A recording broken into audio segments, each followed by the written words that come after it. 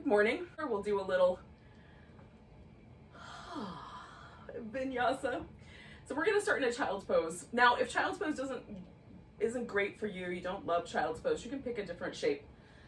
What I like about child's pose is it sort of lets you go inward. You're facing down, there's not a lot to see, there's not a lot to hear. So you could do that with a forward bend or a butterfly pose, or you could just lay down on your back. Anything that you like will work. If you want it to be a little extra cushy, you could throw a blanket down underneath your shins and knees, which is what I'm gonna do, make it a little softer. And then you could even put a pillow underneath your chest, which I'm also gonna do. So that, oh, you guys have made tunnels in the rug. So that it's a little bit nicer, just a little softer, a little more easy.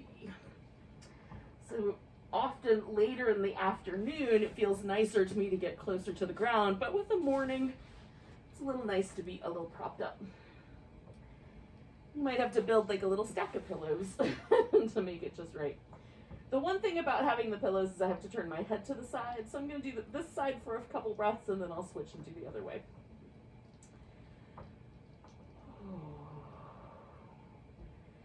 So let yourself go a little inward. Pause, breathe, feel the breath moving your back up and down.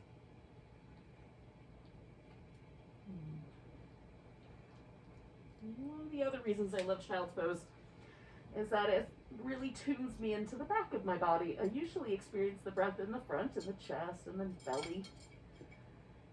This pose lets me experience the breath in my back.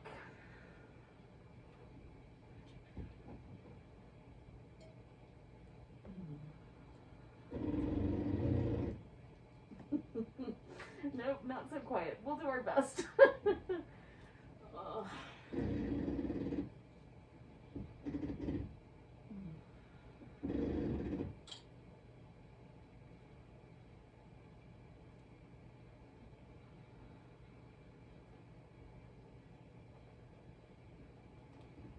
Give yourself a little side-to-side wobble from time to time if you like.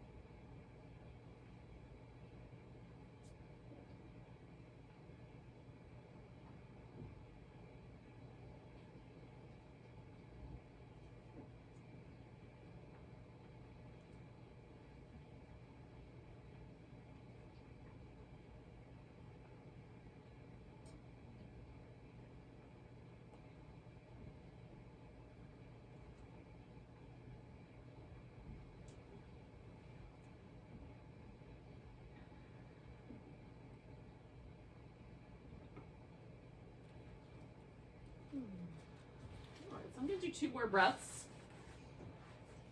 And then I'm just going to walk myself over to one side, reaching out one side longer than the other. In this case, my right side's the longer side. Oh, because it feels nice. Oh. And coming back to the middle and just seeing if that's different. Leave that alone, you guys. Go do other things. Oh, try this side. Goodness.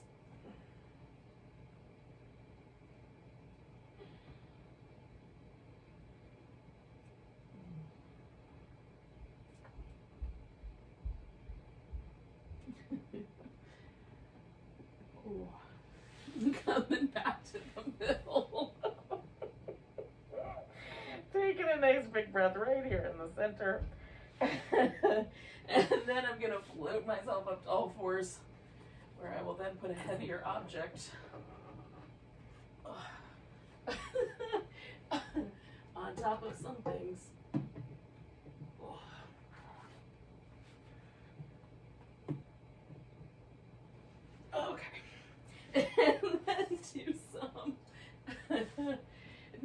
some cats. This may or may not work out today, you guys. Feels like a bit of a comedy. Oh, sorry about that, kiddo. Oh. Comedy of errors, as it were.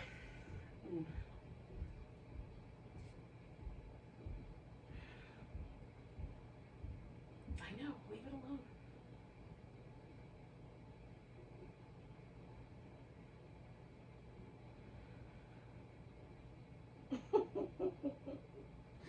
All right, yogis, let's take one leg up. Reach it out, take the opposite arm, give it a good long stretch. And then exhale, bring the knee and the elbow towards each other. Stretch out. Knee and elbow towards each other. Stretch out. One more. And then reach it out. So I'm gonna bring my right leg all the way forward and lean into a lunge. You can keep your hands closer to the ground. You can bring your arms up over your head, add a twist, grab your back foot, whatever you like. Make it your lunge.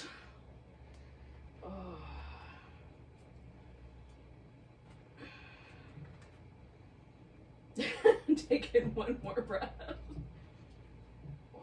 And send in the hips back, fold in over the front leg.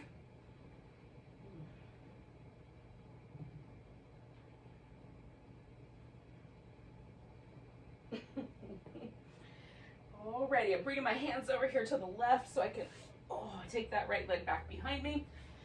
And then finding the center, taking the left leg out, right arm out, nice big long stretch.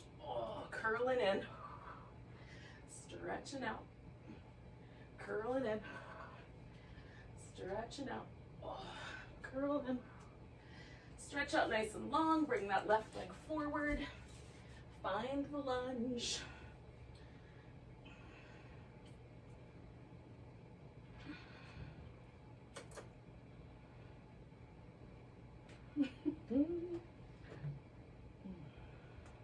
Side's a little tighter for me, especially this morning. I'm gonna linger just a little bit longer, but if you want, you can switch to that hamstring stretch whenever you like.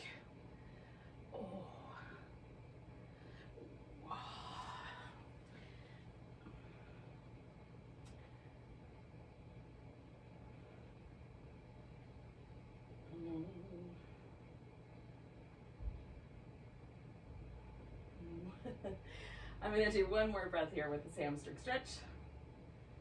And then I'll bring both hands over here to the right so I can easily take that left leg back. Now, I'm going to take myself to downward dog. And I'm going to do some little hip circles while I'm there. But if you would rather, you can do these little hip circles on all fours. So you're just going to kind of circle a leg in and circle a leg out. So if downward dog feels like that's going to be too aggressive, you can do it in a kneeling position. Now, I'll start with this outside leg so it's a little easier to see. Just kind of curling it in, opening it out, curling it in, opening it out, trying to get a little bit of internal rotation and a little external rotation. And then switching and doing the other side.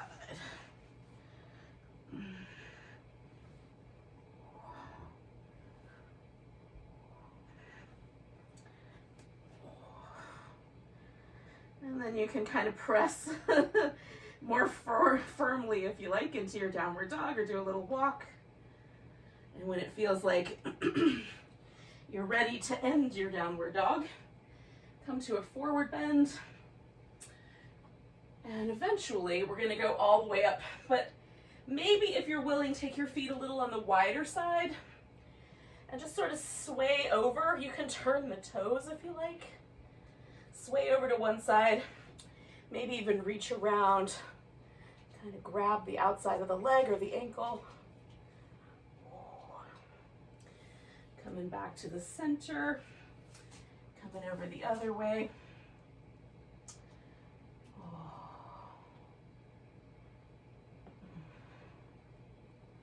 And then coming back to the middle. Now, forward bends are not great for everyone. So if you're not loving your forward bending, You could stop at that little halfway mark where your back is flat or level with the floor, and that would work. All right, so we'll find a mountain pose. Your pumpkin. There you go. Toes pointing forward. Feet can be closer together, a little wider apart. I like mine like hips distance or so. And then just take stock of your mountain pose. Kind of feeling out this first round. Take a nice big breath, reach the arms overhead, give yourself a stretch, maybe a little baby back bend if it feels nice. Grab the right wrist, give a little stretch over to the left. Coming back, putting all the weight on the right leg, picking up the left leg. Now you can do anything you like. I'm going to do a little tree. If you just want to hold on to that knee or you want to hold on to your big toe, you could do that instead. If it's super complicated, it takes too long to get into, just pick something in between. One more breath here. And then we're going to take that left leg and step back. Now I'm going to go for a high lunge if I can. Got to find the sticky parts of the mat here. There we go. All right, so everything's pointing forward, hips, chest. I'm balanced on my toes in the back. I'm pressing my heel back. I've got enough structure here that my low back isn't causing any trouble. If my low back was, I could bend my knee a little bit more, pick the pelvis up a little bit more. So sort of experiment, make sure your low back is okay with the pose. It might be wobbly.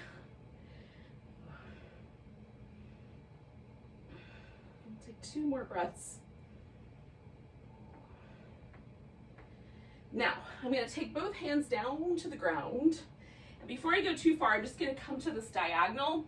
I may decide I'm going to spin my foot to match. In fact, I think I am because that feels a little better.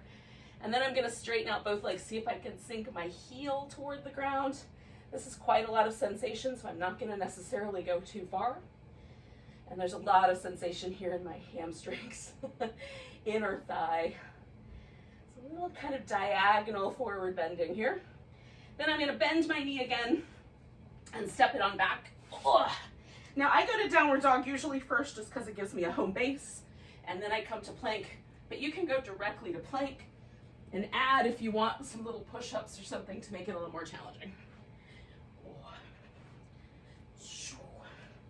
Now I'm going to take that same left leg that I had back there before, lift it up nice and tall, give it a little hook over the back, nice and tall, little hook over the back, nice and tall, and then I'm going to step it as far as I can in one step, put all my weight there, and step forward with the other leg.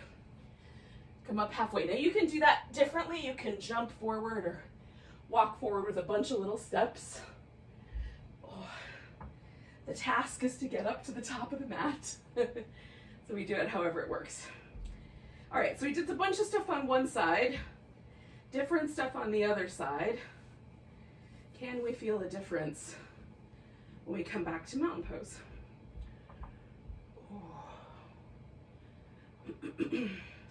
I'm always intrigued by the differences.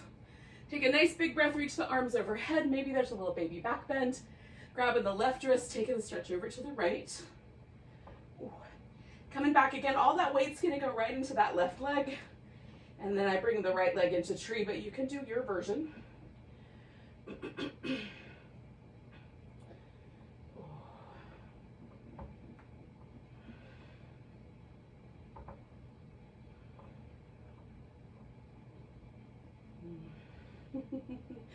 Taking a breath.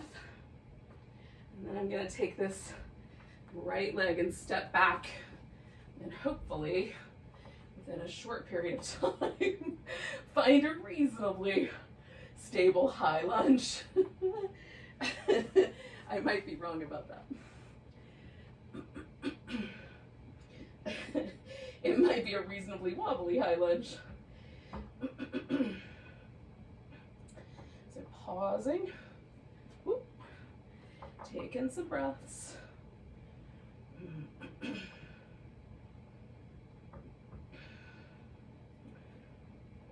Okay, so again, I'm going to turn slightly to the diagonal, And I'm gonna fold, and then I'm straightening both legs, deciding whether I want to turn that foot a little bit to accommodate that.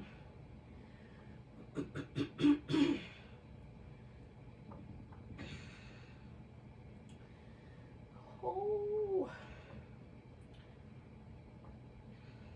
One more big breath. And then taking it back to dog. And again, you can go directly, if you like, through to the plank. Add a little extra. As you see fit. Now, I'm gonna take the right leg and lift it up. Kind of hook it over like a little scorpion tail. Lift it back. Hook it over. Lift it back. Hook it over. And then step it forward. And bring the other one up.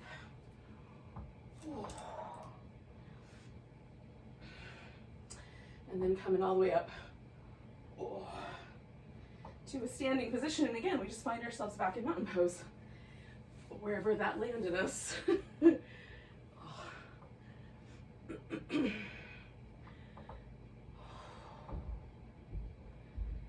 Pausing, feeling, noticing.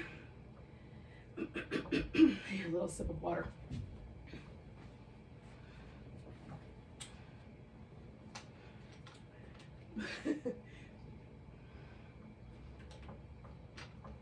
All right, yogis. So taking a nice big breath, reaching up. Oh. Exhale, come into chair pose. Now you can take your hips as low as you like. You can also bring the arms forward or in. We're going to shift the weight into the right leg and then just pick the left leg up. So we've got a one-legged chair we're trying to hold balanced. Then we're going to step back and turn this into a warrior one. Okay, so warrior one just takes our high lunge and moves it just to the ground. So there's a little bit of a diagonal with the hip, but we can still face the ribs forward. Now some people's ankle joint allows for a much tighter turn in. Some of us are going to have a much wider turn. Whichever the version is, just let your hips go with it. Stretch them out in two directions. Oh, if it feels okay to bring the arms up, you can do it that way. If you're up for a slightly different shoulder position, see if you can wrap your left elbow under the right and then take the arms up a bit. Maybe clasping at the hands or the thumb, or maybe not.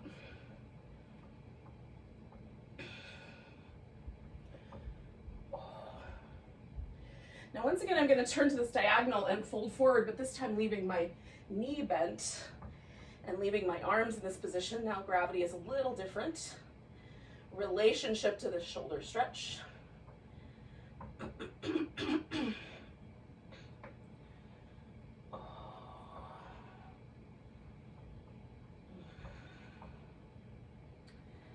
Release my arms.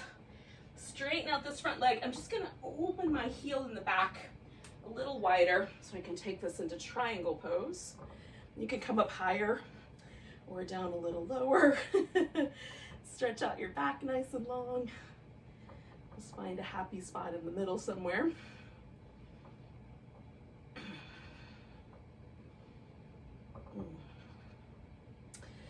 Nice big breath, bringing both hands to the floor, stepping ourselves back. Oh.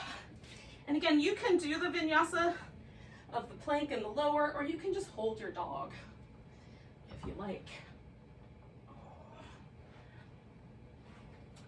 Modify it as you see fit. So now I've got this little scorpion tail hip circling the foot a few times in each direction. Oh, that felt nice. Then stepping forward and coming all the way up. Oh. And then all the way to mountain pose. Oh. Oh. Again, kind of checking in. Nice big breath. Oh. Chair pose. Centered in that chair, taking the weight to the left leg, lifting the right leg up. That side for me is a little wobblier. And then stepping this leg back, finding that warrior one shape.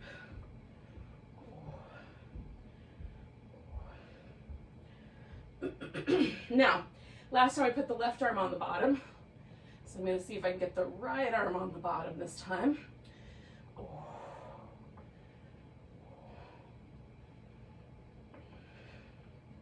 So I'm drawing my elbows towards each other and letting my shoulder blades come down my back for the stretch. And then turn into that diagonal and folding in to bowing or humble warrior.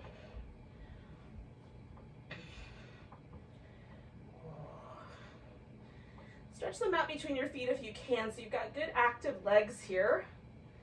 One more breath. And then releasing your arms. Oh, we're going to turn this into a triangle. So again, I just open that a little bit more to the side there, hip and toes.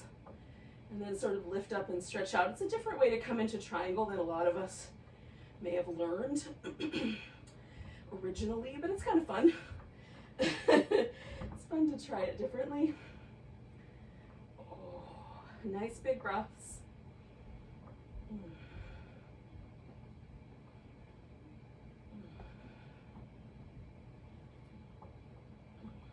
One more. And then we're going to take this back to down dog. And again, you can hold that dog position or add in your vinyasa as you like. And so again, the right leg for me is the one that hooks over. Give that foot a spin a few times in each direction. Then step it forward and bring it all the way up. Taking a nice big breath. Finding our way back to our mountain pose.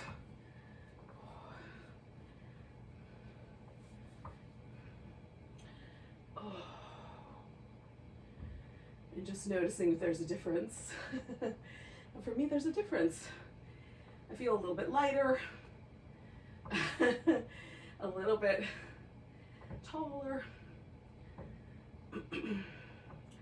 So nice big breath, stretching up, and maybe you have a little baby back bend. We come to chair pose. Now, if you can, you're gonna sink down into a squat with your legs at that same position. For me, it's gonna need to go wider. So I'm gonna take my feet wider. And then we'll sink into a squatting position.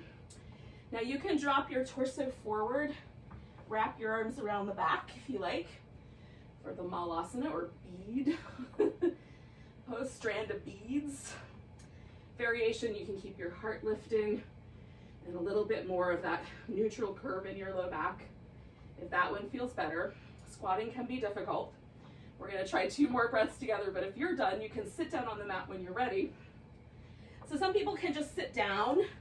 For me, that doesn't work, so I'm gonna step back to dog first, and then I'm gonna come into a seated position. And then, so that you can see what's going on, just orient yourself appropriately. Oh. Now we're gonna start with the feet together, so we've got a little butterfly here in the seated variation, or seated poses. And I've got a big diamond, so I'm not pulling my feet in really tight. For the purposes of this shape, you can decide if you want your feet in a little closer or a little farther out. So sit up nice and tall, and then lean your pelvis into it, however far it'll go. I'm testing it over a couple of breaths, and sometimes a little side to side wobble helps. And that is about as far as I can bring my pelvis. So my spine right now is still kind of connected to the angle of my pelvis. I can also let my back round like a turtle shell. And in checking into that, it definitely is a difference in terms of the stretch that I feel around the muscles in my low back. So if that feels too sensitive, keep your spine more lined up with the angle of your pelvis. If you like the way that sensation happens, then let your spine round a little bit so you can breathe into the back body like we did with the child's pose at the beginning. So it's a similar shape potentially to the squat we were just doing, just sitting on the floor. Whether you did the rounded back or the more elevated.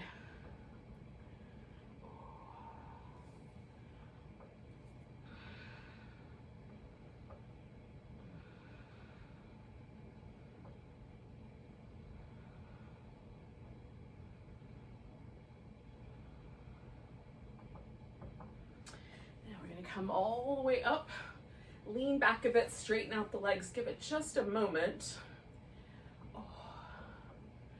Now, legs are gonna start in a V. You can do one of two things with one of the legs. So one leg can either bend so the foot comes to the inside, or you can bend it so the foot goes to the outside, okay? So that's up to you. We're gonna side bend. This one sets me up for a side bend because it tilts my pelvis in this direction. So there's less work for my spine to come over into this shape. When I do the other variation, it's more spine oriented. So choose the one that you like best. Oh. And when you're ready, taking yourself out into a nice long side stretch. So we're sort of coming back to a shape we did through one of the mountain poses and one of the child's pose variations. And just notice how it might be different to feel that side of your body stretching out in this version.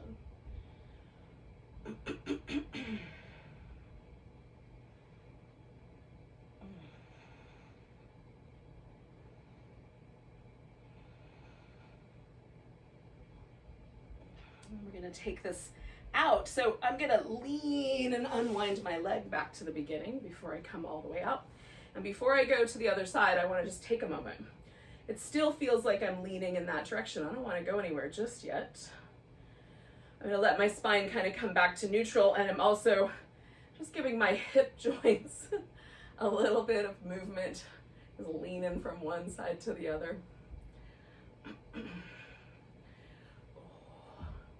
Rotating the ribs a little bit. Okay, so now it feels like I'm sort of centered again. So I'll do the opposite side. Take that leg into the position. And then stretch on over. And again, you need a little bit more time, take more time. You want to stay here longer? Stay here longer. You're at your house. We're practicing together, but these are mostly suggestions. Oh.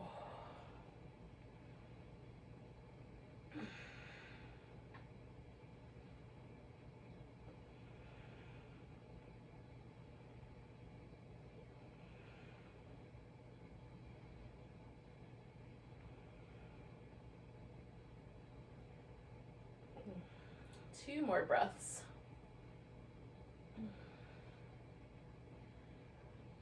So again, I'm going to kind of collect myself so that my core is engaged. Then I'm going to swing that leg around and come back out.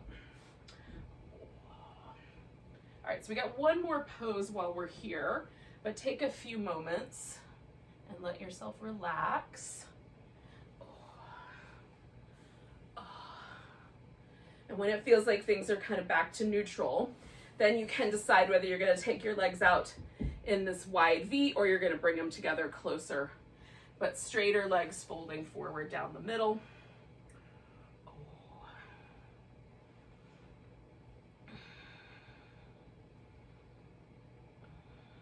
I've got my toes pointing up, I've bent my knees a little bit, I've got my quads really engaged, kind of digging my heels in, all to sort of support me in coming forward into this shape.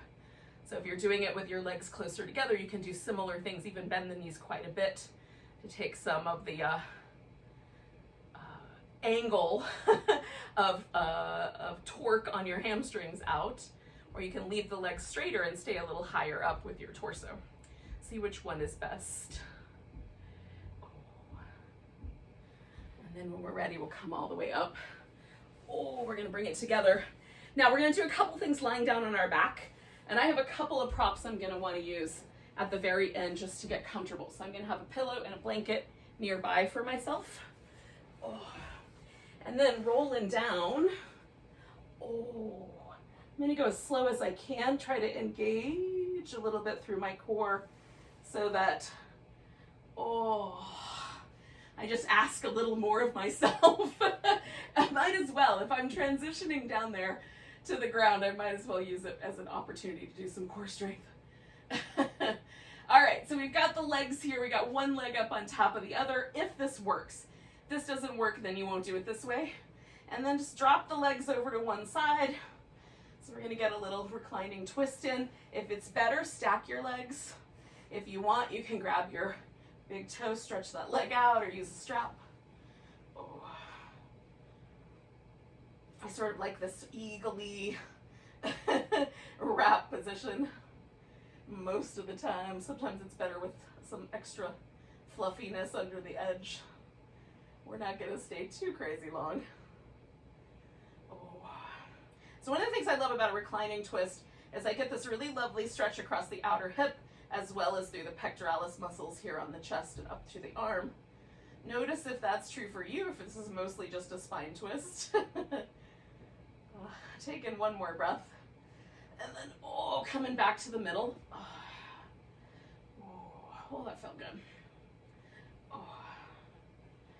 Now, again, I'm going to kind of wait for a moment until there's a softening or a sort of sense of release of any tension. Sometimes when we come out of poses, the muscles tense up a little bit. It's kind of a protective response of the nervous system. So we're just waiting for that to get softer, waiting for the fluid that we're pushing around in our joints to come back. And then you do the other side when you're ready.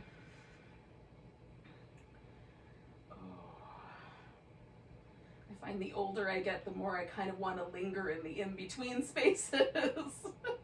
I don't remember being nearly as enamored of those when I was younger. But it might just been because I hadn't explored it. That's, it's hard to say which way it's going.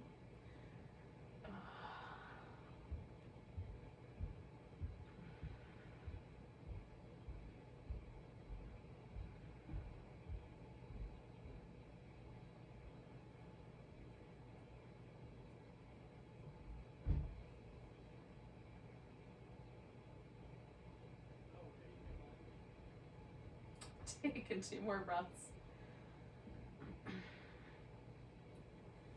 And then I'm going to unwind and come on back. Now, at this point, I'm going to go ahead and just get all my goodies in place. Blankets and pillows. I'm not quite ready to settle down, but I will be shortly. After a very brief kind of windshield wipery release here. All right, now I like having a pillow under my legs because it takes pressure out of my low back. If you don't have a pillow, but you also have low back pressure, you can just let your feet rest on the floor. And then get your shoulder blades kind of snuggled in so they're in the same position they would be in if you were standing up in mountain pose. So gravity's a little different here. Let's see if you can get a little bit of that sense of a broad upper back. Broad chest, and then let your arms go wherever they want. So if it feels better to curl your arms in and rest them over your belly, you can do that. If you want to put them overhead or out to the sides. I like to just take them for the upper arms to be as close to my body as they seem appropriate without strain, and then just let the rest of the arm find its home. And then just relax. As best you can, let yourself sink into the floor.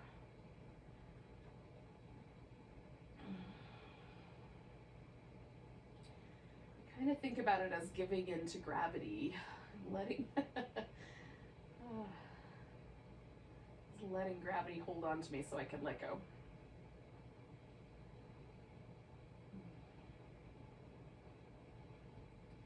Relax all the muscles in your face and let your eyes grow a little heavier. Let go of any muscle constriction or tension around the chest and the neck. The abdomen. Notice any inclination there is to kind of grip or hold steady with the muscles in the inner thighs or groins, and see if you can let that relax. Relax the back and top of the thighs. Notice any inclination to grip with the toes or the calf muscles, and let the lower half of your legs and feet just relax. And relax the palms of the hands and the fingers.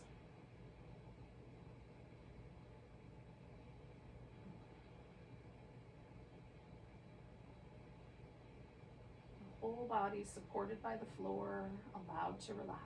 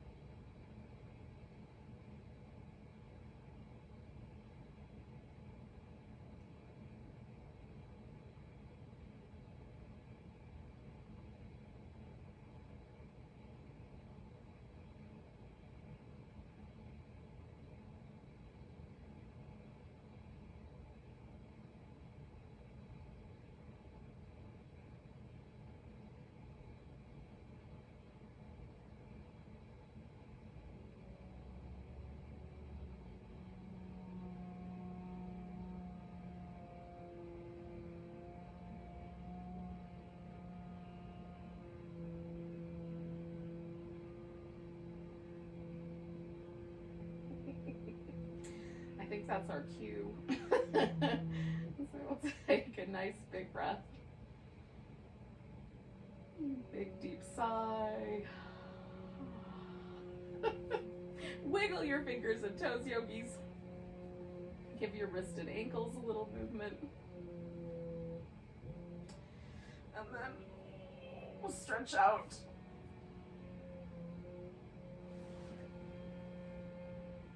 Oh.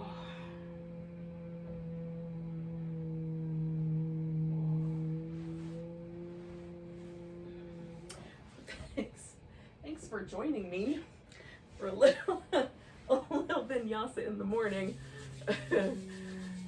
Thanks for putting up with the extra Faraday interactions and or noise. Let's take a nice big breath. And a big sigh. Namaste. Have a great rest of your day, you guys.